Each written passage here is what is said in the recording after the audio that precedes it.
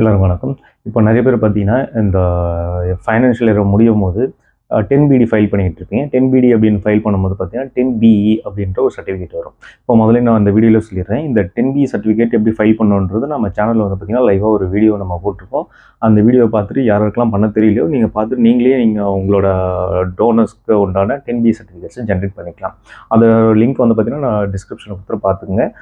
இது ஏன் பண்ணணும்? எதுக்காக பண்ணணும்? பண்ணலன்னா என்ன ஆகும்? அப்படின்ற ஒரு விளக்கம் தான் இது. ஏன்னா சமீபத்தில பார்த்தீங்கன்னா, ஒரு ட்ரஸ்ட்டுக்கு வந்து பார்த்தீங்கன்னா, ஒரு சின்ன ஒரு ப்ராப்ளம் வந்ததுனால, அவங்க வந்து பார்த்தீங்கன்னா, டோனர் கிட்ட போயிட்டு எனக்கு இந்த மாரி பேன், ஆதார் வேணும் அப்படின்னு கேட்கும்போது, டோனர் வந்து தர மறுத்துட்டாங்க. எதுக்காகன்னு பார்த்தீங்கன்னா, நிறைய இப்போ கால்ஸ் எடுத்து தான் நிறைய பேர் டொனேஷன் வாங்கிட்டு இருக்காங்க.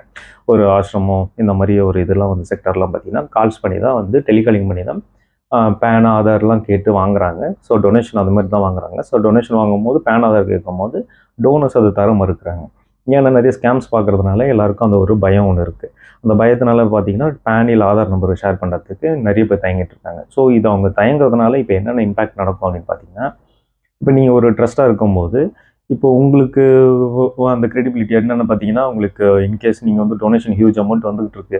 இப்போ நீங்கள் வந்து செக்ஷன் 11ல் நீங்கள் கிளைம் பண்ணுறீங்க. ஐட்டர் 7 நீங்கள் ஃபைல் பண்ணுறீங்க. அதுக்கப்புறம் 10B ஃபைல் பண்ணுறீங்க.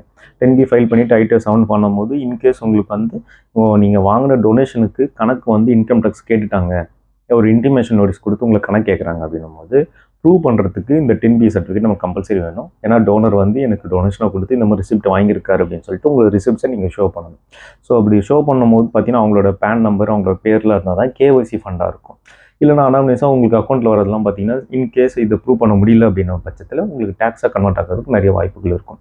ஸோ அதனால தான் இந்த 10B ஃபைல் பண்ண சொல்கிறது, 10BE ஃபைல் பண்ண சொல்கிறது மேண்டேட்ரின்னு சொல்கிறோம்.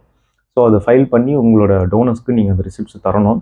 தந்தால் தான் அவங்களையுமே பார்த்தீங்கன்னா, நீங்கள் இந்த 10BD ஃபைல் பண்ணி 10B சர்டிஃபிகேட் நீங்கள் ஜென்ரேட் பண்ணால் மட்டும்தான் உங்களோட டோனர்ஸ் வந்து பார்த்தீங்கன்னா, அவங்க எக்ஸம்ஷன் கிளைம் பண்ண முடியும். நீங்கள் வச்சிருக்கிற 80J பேஸ் பண்ணி அவங்க உங்களுக்கு கொடுத்த டொனேஷன் பேஸ் பண்ணி அவங்களுக்கு டிடக்ஷன் அவங்களோட டேக்ஸில் டிடக்ஷன் அவங்களால பெற முடியும்.